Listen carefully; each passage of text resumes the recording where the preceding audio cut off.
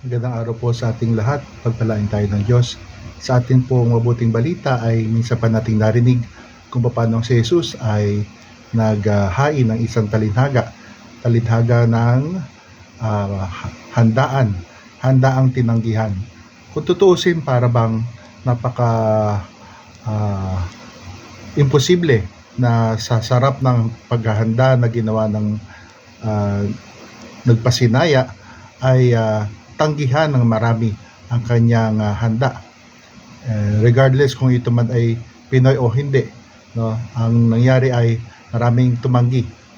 Hiwaga nga kapag ang biyaya ay tinatanggihan. Andiyan ang biyaya pero may mga tao pa rin tumatanggi. Bakit kaya? No? Ang sinabi ng Panginoon ay pinurusahan yung mga tumanggi.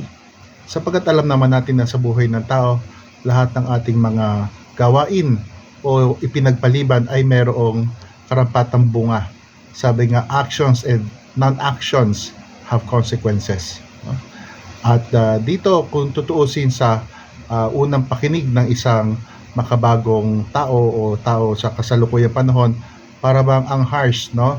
Pero kung tutuusin yung mga taong yon na tumanggi sa handaan, sila mismo yung naglagay sa sarili nila, no, sa alanganin o sa kaparusahan.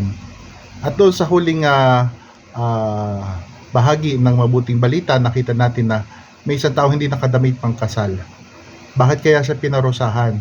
Ayon sa mga nagdadalughasa sa mabuting balita, lalo na sa bahaging ito, ilan sa kanilang mga hinalaw na turo ay ito daw ay tumutukoy sa pag-ibig, na kapag tayo pumunta sa handaan ng Panginoon o sa langit, kinakailangan meron tayong pag-ibig.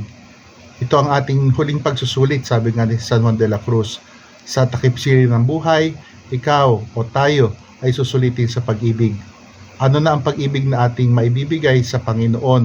Ay papakita na inibig natin siya ng higit sa lahat, at ng pag-ibig sa ating sarili at sa ating kapwa, gaya ng pag-ibig na ibinigay sa atin ng Panginoon. Dito tayo susulitin sa handaan ng Panginoon.